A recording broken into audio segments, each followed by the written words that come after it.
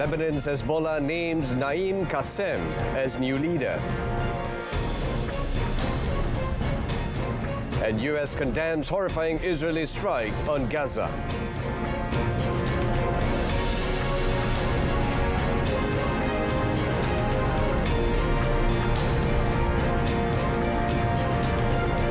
Good afternoon and salam Malaysia Badani. This is World Today. I'm Brendan Lepal.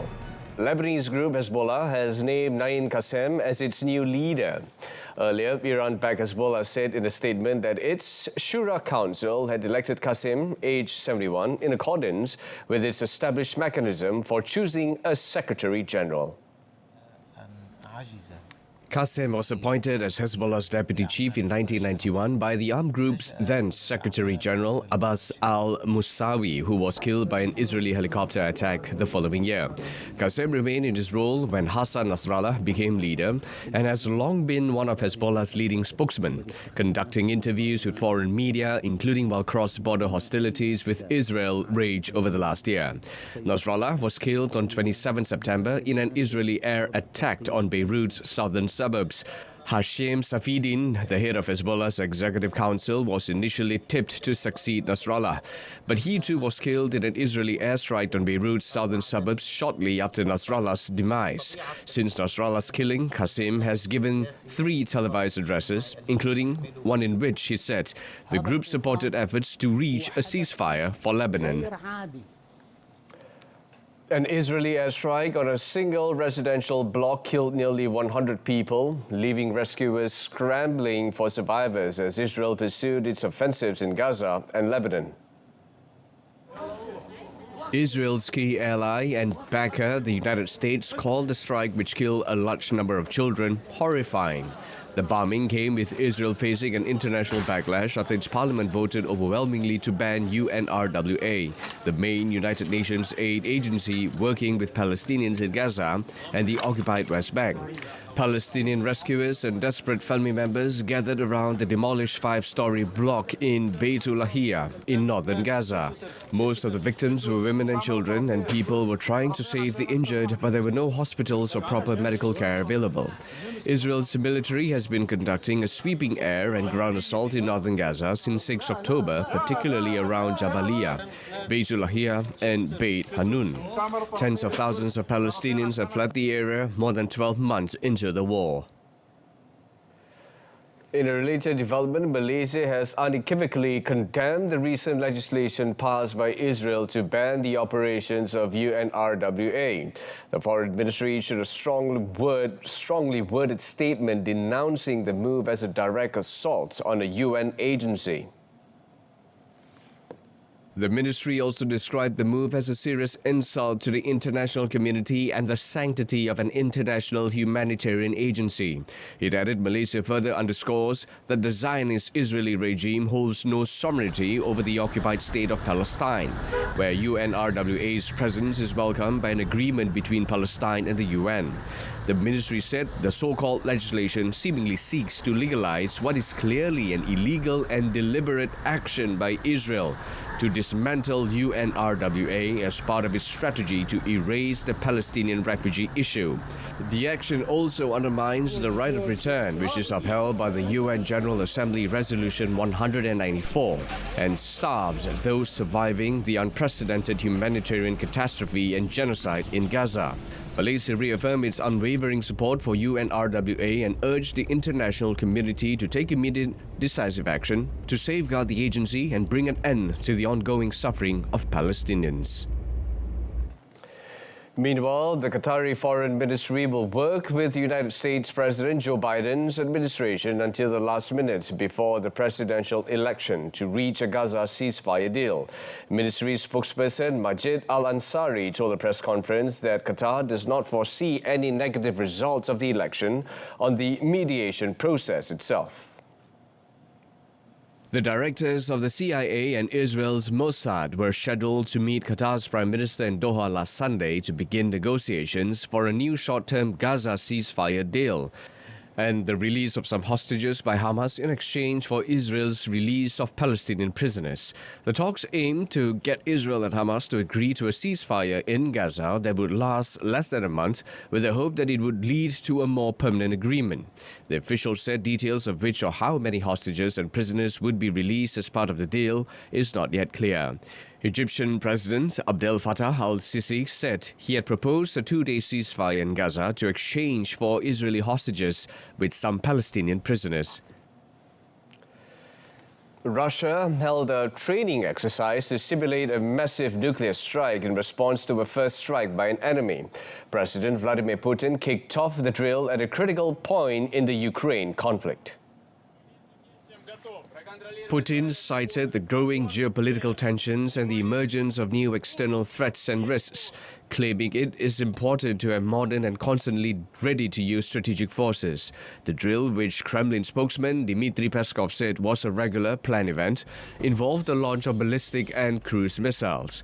It took place at a critical moment in the Russia-Ukraine war, after weeks of Russian signals to the West that Moscow will respond if the United States and its allies allow Kyiv to fire longer-range missiles deep into Russia. The Russian Defense Ministry said as part of the exercise, a Yars continental ballistic missile was launched from the Plisetsk Cosmodrome in northwest Russia to the Kura test range in Kamchatka in the Far East. Sineva and Bulava ballistic missiles were fired from submarines in the Barents and Okhotsk seas.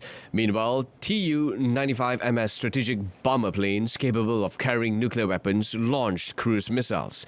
The Defense Ministry also said all the missiles reached their targets. On a related note, Finland's President Alexander Stubb has urged China's President Xi Jinping to talk to Russian President Vladimir Putin about Russia's invasion of Ukraine.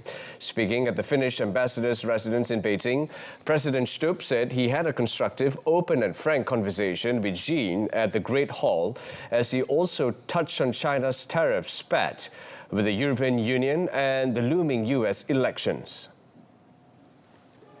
His trip comes as trade tensions simmer between China and the EU over Brussels' hefty tariffs on Chinese EVs set to be imposed for 5 years. Finland abstained in the vote. Stubb and Xi first met in 2009 in Beijing, when Stubb was the Finnish foreign minister and Xi the vice president of China. Finland and China have been engaged in delicate diplomacy since last October over the possible role of a Hong Kong-registered cargo vessel in the damage caused to the Baltic Connector gas pipeline. Finland, which has a 1,340-kilometer border with Russia, joined NATO last year in a historic policy shift brought on by Russia's invasion of Ukraine, and the war has strained ties between some Baltic states and China due to Beijing's perceived support of Moscow.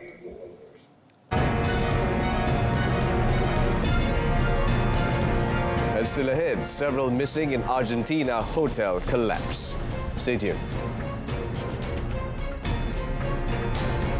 Suruhanjaya Integriti Agensi Penguatkuasaan mengendali aduan orang ramai dan menjalankan siasatan mengenai salah laku pegawai penguatkuasa dan agensi penguatkuasaan dengan tegas, telus dan efisien. Sila layari www.eaic.gov.my.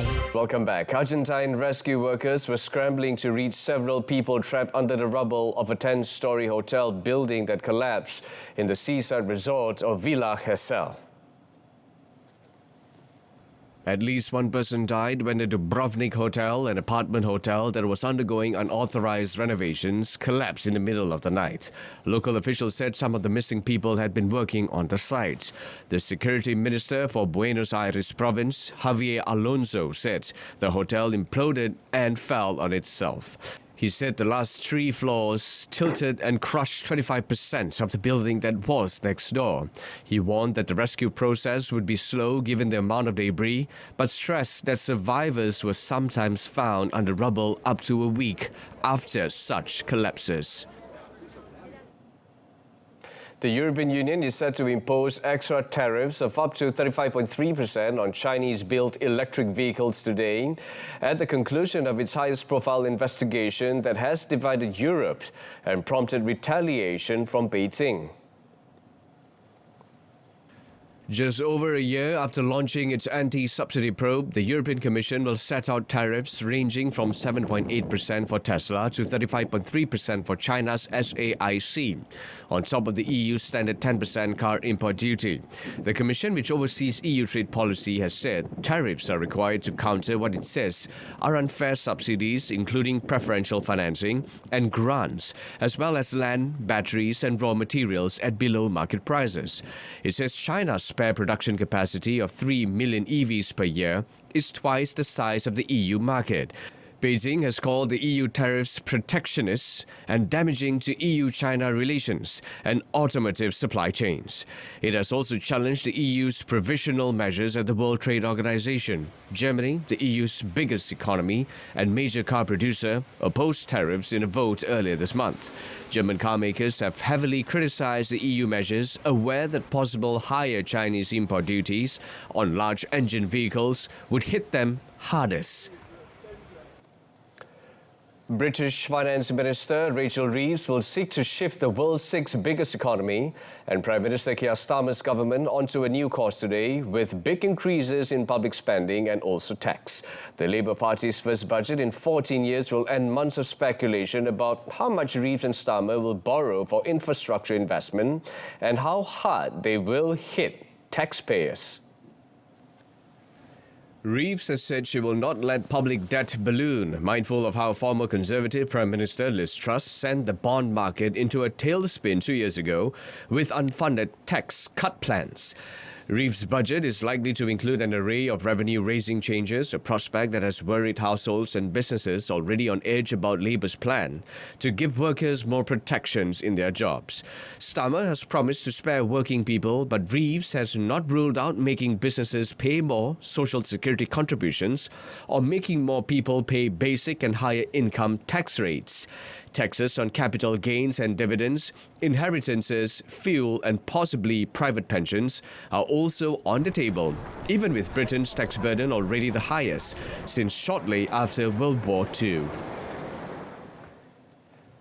Peru will pitch a partnership to foreign governments to build a $10 billion rail project as part of a major development plan centered on the soon-to-be inaugurated Chancay port.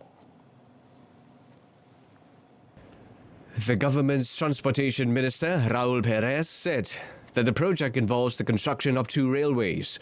During a press conference in Chancay on Peru's central Pacific coastline, Perez explained that one railway will connect the capital Lima south to the city of Ica and the other with the city of Barranca in the north. En el tramo de Lima a Ica estamos hablando de más o menos alrededor de 5.500 millones de dólares, más o menos, que podrían ser de repente 6 si le aumentamos la velocidad, porque una de las discusiones que tenemos que hacer es si pasamos de un tren que hoy día tiene una velocidad de más o menos 160 kilómetros, de repente pasamos a un tren más bien rápido hacia 250 o 300 kilómetros por hora. Es un tema que estamos mirando. The government plans to pitch it to officials from China, the United States, Britain, Canada, France and Japan when representatives meet in Lima next month for the Asia-Pacific Economic Cooperation Summit. The Chancay port, which authorities hope will become a major shipping hub for South America-Asia trade, will be inaugurated in mid-November and begin container shipping to Shanghai shortly afterwards. Torrential rains caused by a cold front moving across southeastern Spain flooded roads and towns, prompting authorities in the worst-hit areas to advise citizens to stay at home and avoid all non-essential travel. Spain's state weather agency, IMET, declared a red alert in the eastern Valencia region and the second highest level of alert in parts of Andalusia in the south, where a train derailed due to the heavy rainfall. No one was injured in the incident. Municipalities such as Torrential and Utiel received around 200 litres of rain per square metre, with many localities in the south and east seeing over 100 litres yesterday alone. Local emergency services requested the help of UME, a military unit specialised in rescue operations in the area of Utiel Requena, where Pharmacists Association, SAHIH, said the storm was causing significant damage to crops. Scientists say extreme weather events are becoming more frequent due to climate change. Meteorologists believe the warming of the Mediterranean, which increases water evaporation, plays a key role in making torrential rains more severe. In other news, China today launched spacecraft Shenzhou 19 to send 3 astronauts into low Earth orbit in the country's 14th crewed mission to space, where dozens of scientific experiments will be conducted. The latest Shenzhou 19 mission will be led by Kai Shu-zhe, who was on the Shenzhou 14 mission in June 2022. The other 2 crew members, Song Lingdong and Wang Haozhe, are young astronauts born in 1990 that will be conducting their first mission. Wang is currently China's only female spaceflight engineer and will be the 3rd female Chinese national to be sent to space. Of the 14 crewed missions, half were visits to China's independently built space station, Tiangong.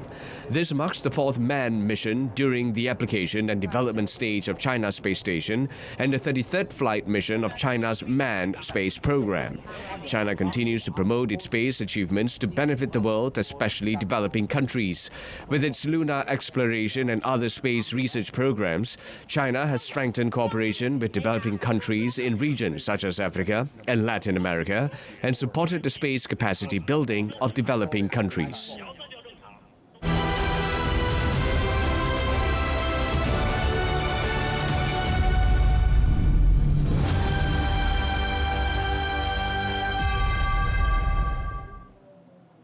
The Ministry of Investment, Trade and Industry is set to ensure that Malaysia's halal industry and small and medium enterprises, SMEs, benefit from ASEAN's trade and investment policies as Malaysia assumes the ASEAN chairmanship next year.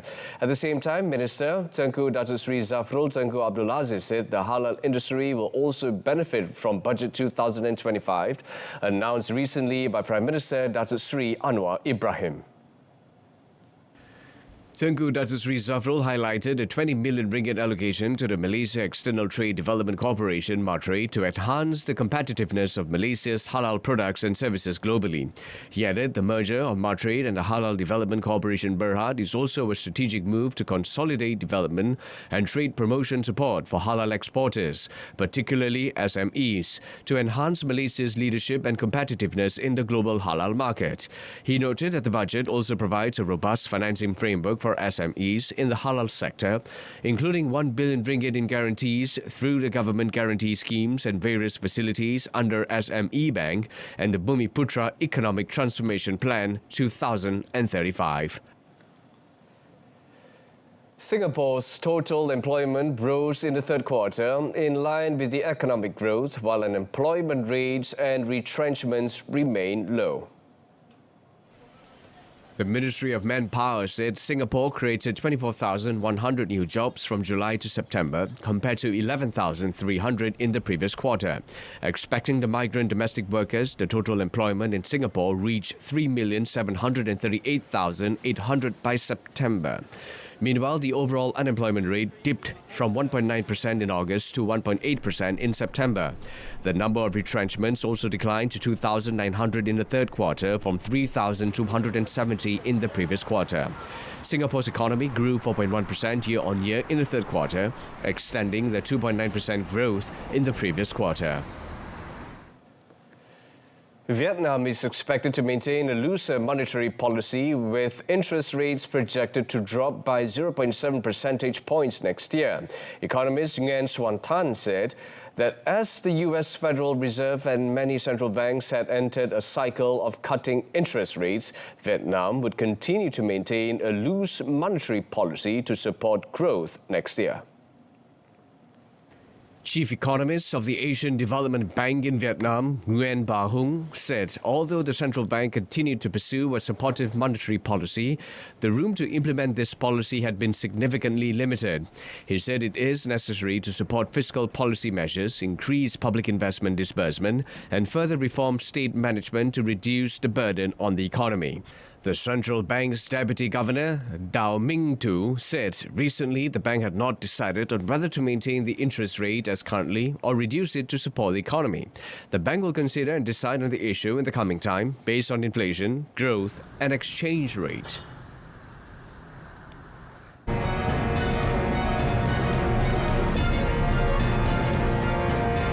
On to sports, Napoli extends Serie A lead with win at Milan. Stay tuned. Kicking off our sports segment with football, Napoli's Romelu Lukaku and Kvaratskhelia struck first half goals to earn a 2-0 win at AC Milan and stretch their side's lead at the top of Serie A to 7 points. Milan came into the game the fresher side after their game on Saturday at Bologna was postponed due to safety concerns over flooding, but it was Napoli who got off to a flying start. The visitors made the early breakthrough after an Andre Anguissa pass found Lukaku between two defenders and the striker easily brushed aside Strahinja Pavlovic before taking the ball into the area and drilling a low shot into the far bottom corner. Milan found themselves a further goal down at half-time when Kvaratskhelia cut inside from the left and found space before letting fly from outside the area with a beautiful bending shot, which went under the dive of Mike Maignan. The second half brought less chances, with Napoli content to control their lead and Milan unable to take advantage of any opportunities that did come their way. With the win, Napoli have 25 points ahead of champions Inter Milan, who visit Empoli tomorrow morning. Milan, meanwhile, stay 8 on 14 points. Elsewhere, Al Ahly eased past Asian champion Al Ain 3-0 at the Cairo International Stadium to advance in the FIFA Intercontinental Cup. Wissam Abu Ali opened the scoring for the hosts in the 32nd minute, intercepting a weak back pass from Rahia Ander before beating goalkeeper Khalid Eza. Imam Ashu latched onto a Tahir Mohammad cross 10 minutes into the second half to double the lead before a late Mohammad Afshar penalty sealed the victory. The Egyptians will face either North American and Caribbean champions Pachuca of Mexico or the South American champions in Doha in December, with the winner of that facing off against Real Madrid in the final. Qatar's Akram Afif has been named the Asian Football Confederation's Player of the Year for a second time, with Kiko Seike from Japan securing the women's title at the regional body's annual awards ceremony in Seoul. Afif, who had previously won the award in 2019, was presented with the trophy after his performances had been instrumental in Qatar's successful defense of their Asian Cup title on home soil earlier in the year. In February, the 27-year-old Al Saad forward became the first player to score a hat-trick in the Asian Cup final and netted 8 times throughout the tournament to secure the award ahead of Jordan's Yazan Al Naimat and South Korean Sul Yong-woo. Seike, meanwhile, succeeds Australia's Sam Kerr to win the women's award ahead of Australia's Courtney Vine and Kim Hae-ri of South Korea. She's the 5th Japanese player to claim the title after Homare Sawa, Natsuko Hara, Saki Kumagai and 3-times winner Aya Miyama. The striker's form was key to Urawa Red Diamonds' title win in the Asian Women's Club Championship last year, as well as helping her club secure a second consecutive Japanese domestic league title before signing for Brighton and Hove Albion in July. In English football, Sporting Lisbon have confirmed Manchester United's interest in signing up their Portuguese coach Ruben Amorim after the English Giants sacked Erik ten Hag. United pulled the plug on Dutchman ten Hag's 2 years reign on Monday after a 2-1 defeat by West Ham the previous day left one of the world's wealthiest clubs 14th in the Premier League.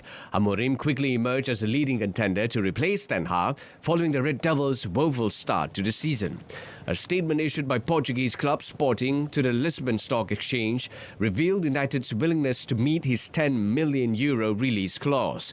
Despite spending heavily in the transfer market in the summer, United have won one of their last 8 games in all competitions. Former United striker Ruud van Nistelrooy has been named interim boss, but United appear to be concentrating on Amorim, who is considered one of Europe's leading young coaches. He has won 2 Portuguese titles with Sporting since joining the club in March 2020. He led Sporting to the Championship in 2021, ending a 19-year league title drought, before winning a second last season. Moving on to tennis, Spain's Carlos Alcaraz opened his campaign at the Paris Masters with a 7-5, 6-1 win over Chilean Nicolas Jarry. After receiving a bye through the first round, Alcaraz took a 3-love lead in this round of 32 match, but was reined back in by Hari before eventually claiming the first set 7-5. Hari applied pressure on return throughout the second set, during which he carved out 4 break opportunities. However, Alcaraz showed resilience to stand firm against his opponent, giving Hari only 1 game as he raced to victory. Alcaraz, who fell to the Chilean in the Buenos Aires semi-final in February, showcased his class on return to convert 80% of break points. With the win, he improved to 3-1 in the pair's Lexus ATP head-to-head series.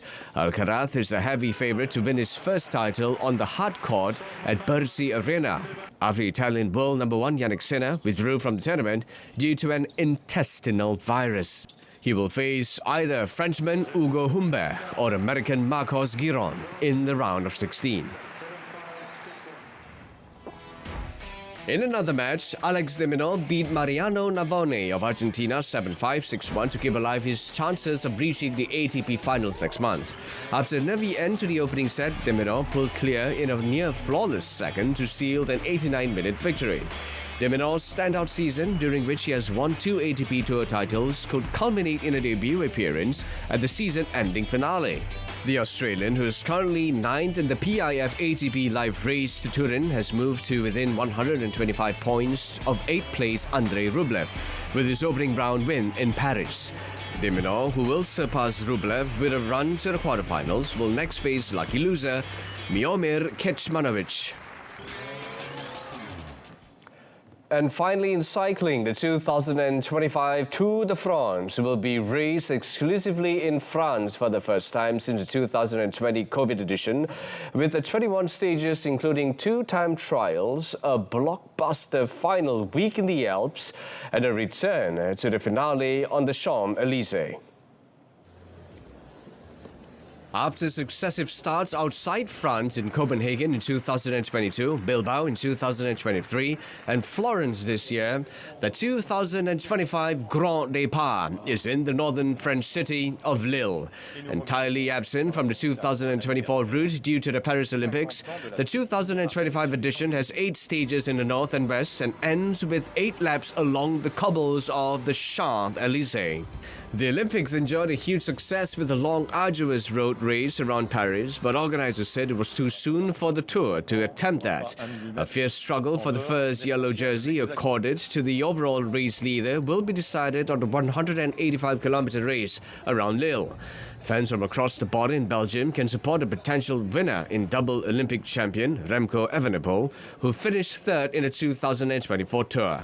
Defending champion Tadej Pogačar will again start as favourite alongside 2-time winner Jonas Vingegaard with Evenepoel, who won the white jersey for Best Young Rider in the first Tour, this year snapping at their heels. And that's it on World Today. In our top story, Hezbollah names Naim Qassem as new leader.